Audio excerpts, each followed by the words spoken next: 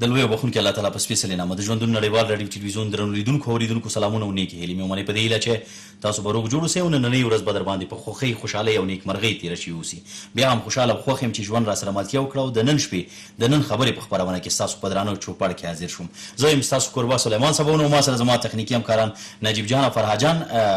یو او هڅه به همدا وي چې د وروستۍ ګړۍ او وروستیو شېبو پورې د نن خبرې خپرونه تاسو ته په ژوندۍ بڼه وړاندې کړو. یو ځانګړې مننه ستاسو له ملتیا. درنو دوستانو څنګه چې درته معلومه ده نن به په خبرونو کې لیدلي وي چې د پوهنې په برخه کې چې په کندوز ولایت کې وویل شو چې نجونو ته هغه ساحې چې د دولت د وسلوالو مخالفین سره دي او د دوی په ولکه کې دي چې د شپږم ټولګي به ورته د زده کړې اجازه ورکړل شي او دوی کولی شي چې د شپږم ټولګي پورې زده کړې وکړي دغلته او له هغې وروسته به په خپل کور کې د دې ترڅنګ په هلمند کې به تاسو خبر استئ چې 129 ښوونځیو د تړل کېدو او د ښوونکو د کمبود خبره شوې چې دا هم یو مهمه خبره ده. د دې ترڅنګ دا چې اصلي ستونزه کوم ځای کې ده ښوونکي ملامته دي وزارت د پوهنې وزارت ملامته دی زمونږ سیستم او چوکاټ ناکام دی که نه ستونزه په بل ځای کې ده. اصلي ستونزه امنیت دی. اصلي ستونزه دا ده چې زمونږ نصاب لوړ لړ خو ښوونکي مو ورته هغسې چې لازمه وه وړینه وه استخدام نه کړلی شول او دارنګه د ولس او دولت ترمنځ یا حکومت ترمنځ فاصله پیدا شو. فاصلې لامل دا و چې ولس ته مکمله او هغه څومره چې لازمه وړینه وه ونډه ورنه کړل شوه. دا نور ډېرې خبرې به د نن ورځې د نن خبرې په خپرونه کې په بحث کې وګورئ. تاسو له موږ سره اوسئ. ستاسو تلیفوني اړیکې به هم راسره وي خو په بحث کې ځان ته نه یم. درنو او قدرمن مېلمه معین مرستیال د پوهنې وزارت پخوانی معین راسره دی. ده ته ښه راغلاست وایم او وروسته له هغې به په خبرو باندې پیل وکړم. ستړي مه شئ. پخیر علي مرستیال صاحب مننه. کور مابد پیل به له دې ځای وکړو چې لکه څنګه چې ما د هلمند خبره وکړه د کندوز خبره مې وکړه او په ټوله کې به د معرف خبره وکړو او د پوهنې وزارت د سیستم خبره به وکړو چې اساسي مشکل او ستونزه ستاسو په نظر کوم ځای کې ده چې موږ ورسره مخامخ یو زموږ معرف هغسې چې اړینه او لازمه وه پرمختګ ونه شو کړلی. مهرباني. ډېره مهرباني. تاسو او لیدونکو ته سلام او احترام په وړاندې کولو سره زه راځم ستاسو پوښتنې ته خو مخکې له دې زه غواړم داسې په لنډیز توګه د پوهنې وزارت او د ښوونې او روزنې په سیستم باندې یوه مقدمه ولرم. مهرباني. زما له نظره مهمه مسله دا ده چې متاسفانه په تیرو 1415 کلونو کې په هغه اساسي او بنیادي مسایلو چې د پوهنې لپاره اړین و په هغه باندې تر اوسه پورې فکر نه دی شوی. پخوا به دا ویل کېدلو چې د تعلیم او د روزنې او د معارف او د زده کړې اساسي فکټورونه ښوونځی دی، معلم دی او کتاب دی. اما نن په نړۍ کې دغه څلور درې اساسي فکټور نه دي، څلورم فکټور هم ورسره دی چې هغه ماحول دی، محیط دی، یو سالم محیط د زده کړې لپاره چې متاسفانه په افغانستان کې موږ پخوا هم دا سالم محیط نه درلود او اوس هم علاوه دې چې نشته دی ډېر ټکنی شوی هم دی. سالم محیط په نورو پرمختللو هیوادونو کې دا دی چې د ښوونځي شاوخوا سیمې د هر ډول اخلاقي فسادونه باید عاري وي، د جنگ جګړې نه باید عاري وي. هغه اشخاص او افراد چې ملوث دي هغه په هغه سیمه کې چې ښوونځي دي په هغه کې د ګرځېدو را ګرځېدو اجازه نه لري. هغه کس چې غیر اخلاقي مسایلو باندې ملوث دي هلته نشته. د هغوی د کارونو لپاره هغه ځایونه هلته نه جوړېږي، هغه تعمیرات نه جوړېږي، هغه شرایط ورته نه مهیا کېږي. حتی هغه اشخاص او افراد په هغه سیمه کې نشته دی، د هغو په ګرځېدو بندیز دی چې دغه سالم محیط باید وي. متاسفانه چې زمونږ په ښوونې او روزنې کې د ښوونځیو په شاوخوا په ماحول کې په محیط کې دا نشته دی، بلکې د ښوونځیو شاوخوا سیمې ټولې جګړو مهار کړي دي، جنګونو مهار کړي دي، انفجار نامي یوه لویه ستونزه ده د پوهنې او روزنې. ته راځمه چې نه یوازې دا چې موږ ډېر ښه سیستم په افغانستان کې پلی نه شو کولی، موږ امنیتي ستونزه لوی عامل د دې شو چې ښوونې او روزنې بهیر ته یې صدمه ورسوله. جنگ جګړې او ناامنۍ باعث د دې شوې چې زموږ ښوونځي وتړل شو، زموږ ښوونکي تهدید شو، وژل شو، زموږ زده کوونکي دې سره مخامخ شو که ښوونځیو ته لاړ شي دوی به ووژل شي. او متاسفانه د بدامنۍ په لحاظ باندې او د فقر په لحاظ باندې ډېر زیات اشخاص او افراد د افغانستان په مختلفو ولایاتو کې مخالفینو استخدام کړل د جګړو دپاره. بناءً بد امني هغه حالت شو چې نه یوازې زمونږ هغه سالم محیط د زده کړې ټکنی کو، بلکې په دریو نورو اساسي فکټورونو یې هم خپله اغیزه ورته دغه ترڅنګ زه فکر کوم چې افغانستان نن فرانسه نه دی، نن برطانیه نه دی، نن جرمني نه دی چې موږ دی وایو چې خیر دی که دفاع وزیر یو نظامی سړی نه وي، نو یوه ښځه که غیر نظامی هم وي په فرانسه کې د دفاع وزیره کیدی شي. دا په فرانسه کې کیدی شي ځکه چې هلته سیستم موجود لري. اول ته هغوی فکر کوي چې وزیر راځي یوازې مدیر دی، اداره چی دی، منیجمنت کوي. لیکن په افغانستان کې خلک فکر کوي چې دغسې کیدی شي. زه فکر کوم چې زما د پوهنې وزیر باید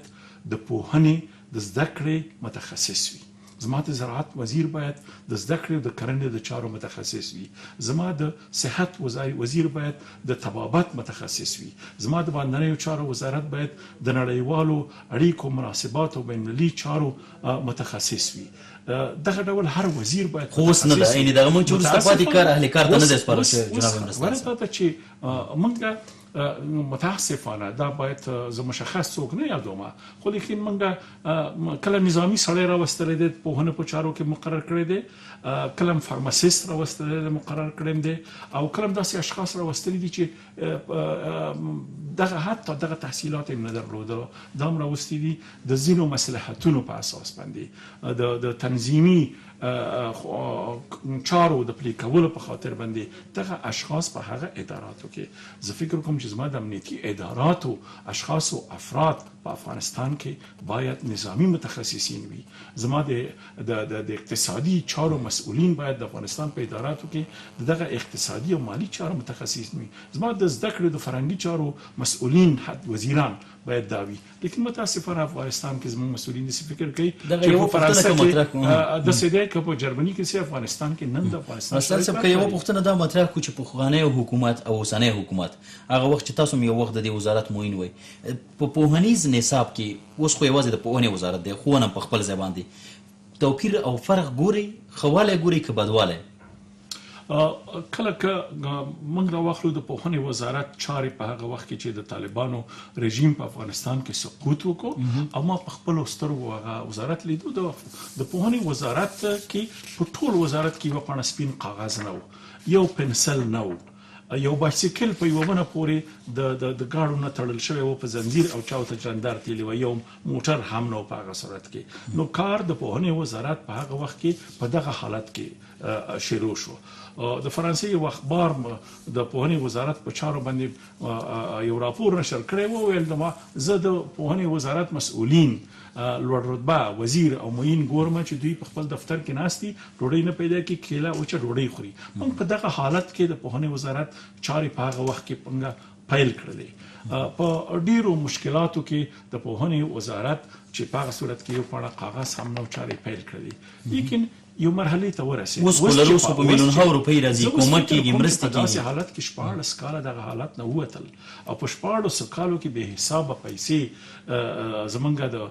د تعلیمي اداراتو لپاره افغانستان ته راللې. موږ باید یو ښه نصاب درلودلی، موږ باید په 14 کالو کې ښوونکي مسلکي روزلي وي، موږ باید په دې 14 کالو کې هغه د ښوونکو کمبودي چې تر اوسه پورې شته دا باید موږ تکمیل کړي وي. د دې دپاره وړاندیزونه د دولت مشرتابه ته په 14 کالو کې د مختلفو اشخاصو لخوا ورکړل شوي دي، لیکن هغه عملي نه شول. لومړی مهمه اساسي ستونزه دا وه چې موږ د وزیر نیولې تر معینه او بیا په ولایاتو کې او دننه د وزارت په چوکاټ کې موږ اشخاص او افراد د مسلک په اساس، د تخصص په اساس، د تجربې په اساس او د تحصیل په اساس نه دي مقرر. دغلته یوه خبره چې بله مطرح کېږي مرستیال صاحب چې اداري فساد څومره زموږ ښوونیز نظام، عزت الله نظري صاحب البته لیکلي دي په پاڼه باندې، څومره زموږ ښوونیز او روزنیز نصاب وروسته پاتې کړی دی. زما په یاد دي د پخواني پادشاه اعلی حضرت ظاهر شاه په وخت او د شهید داود خان وخت چې هغه وخت کې وویل کېدل چې د پوهنې وزارت یوازینی وزارت دی چې په دې کې رشوت او فساد او دا نشته، ځکه چې هلته به ښوونکي د شاګرد نه څه اخیستې وی، شاګرد اصلا پیسې نه درلودلې، که لرې یوه روپۍ به و چې هلته به په مکتب کې څه شی پې ځان ته اخیستل، څه نه لرل چې ویخلیتې. لیکن نن هغه اطلاعات چې موږ ته راځي او هغه راپورونه چې موږ ته راځي د پوهنیزو اداراتو کې چې هغه فساد دی،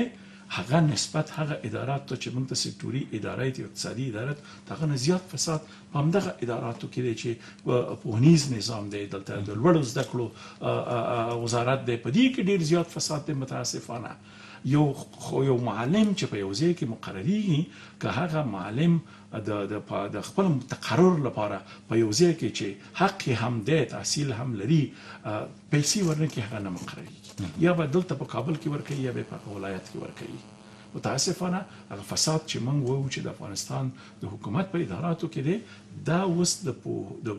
پوهنې په سیستمونو کې هم زیات مروج شوی دی او زه په خپله دې سره ډېر زیات مخامخ کېږم ما ته دا شکایت راځي چې د یو ښوونکي د تقرر لپاره په فلاني ولایت کې دومره پیسې باید ورکړل شي په فلاني ولایت کې دومره او په فلاني ښوونځي کې دومره سرقلفي ده چې معلم مقرر شي او په فلاني ښوونځي کې دومره ده حتی هغه اندازې معلومه ده بناءً په داسې اداراتو کې چې موږ ماشومان روزل کېږي زموږ ځوانان روزل کېږي زموږ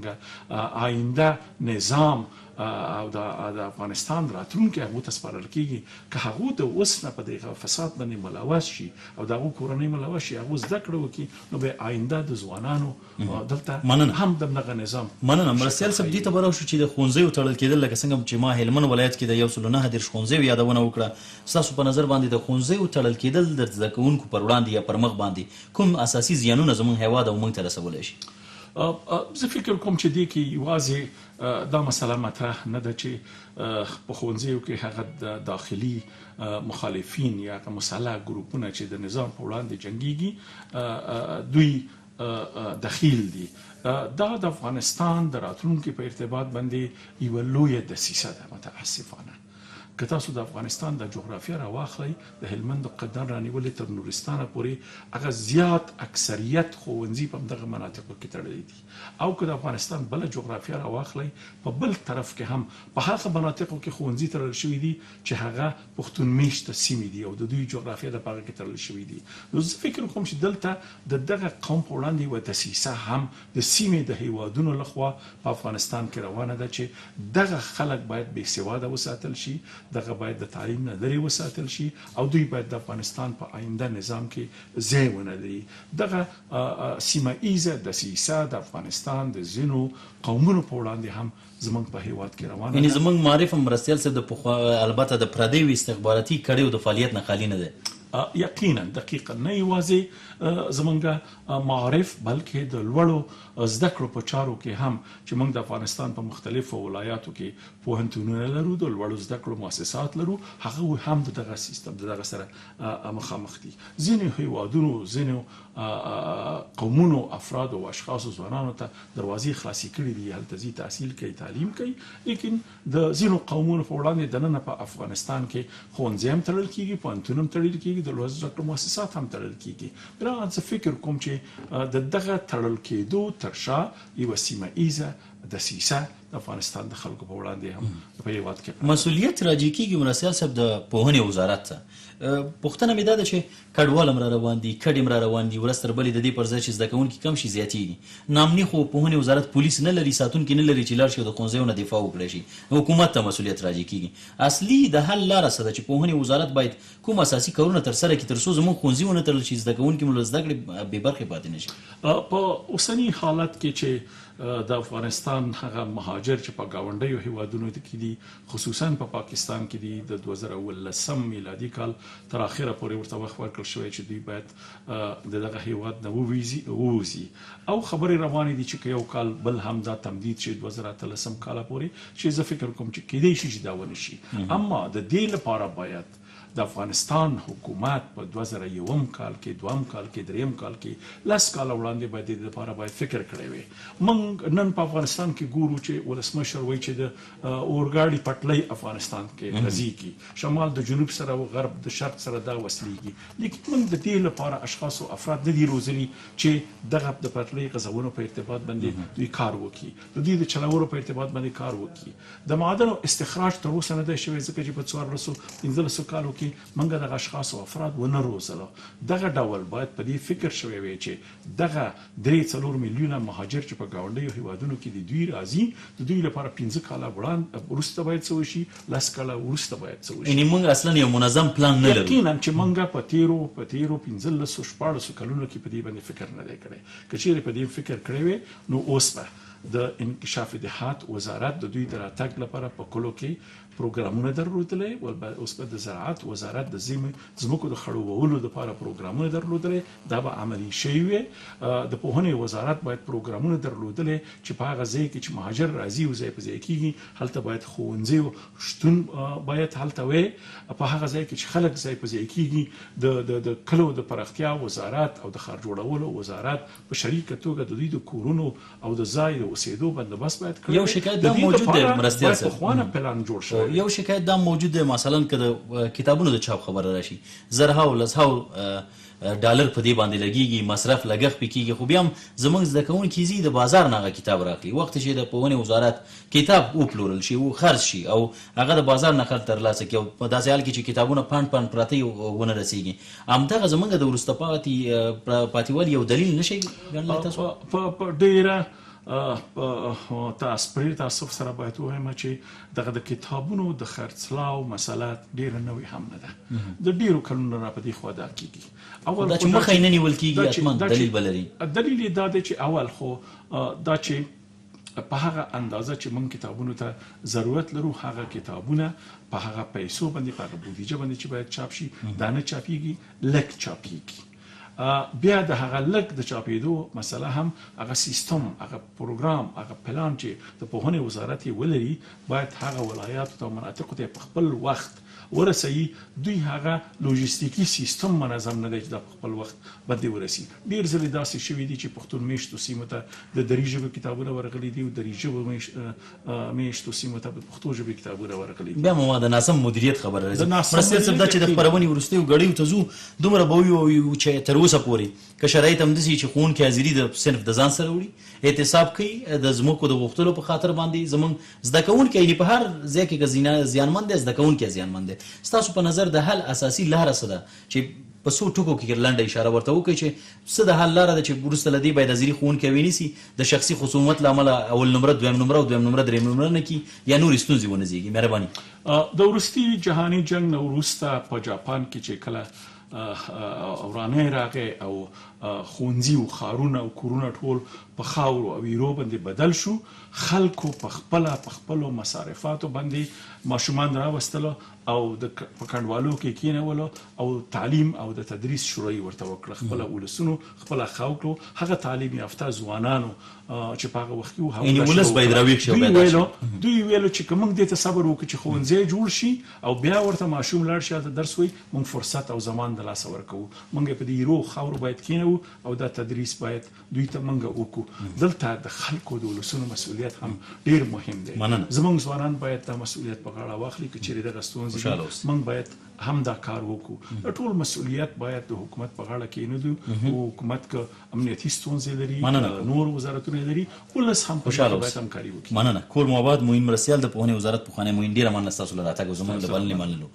درنو لیدونکو او اورېدونکو د نن ورځې د نن خبرې خپرونه په دې چې موږ دپاره یو منظم چاپېریال زموږ د زده کوونکو ته تر اوسه پورې لا هغه چې اړینه او لازمه ده مساعد نه شو. امنیت، ځینې نورې ستونزې او تر ټولو مهمه اساسي ستونزه او اساسي فرصت دا ده چې موږ باید په خپله د خپلو زده کړو او زده کوونکو دپاره کار وکړو. تر بیا ښې چارې ښه وخت، شپه مو په خیر، د خدای په امان.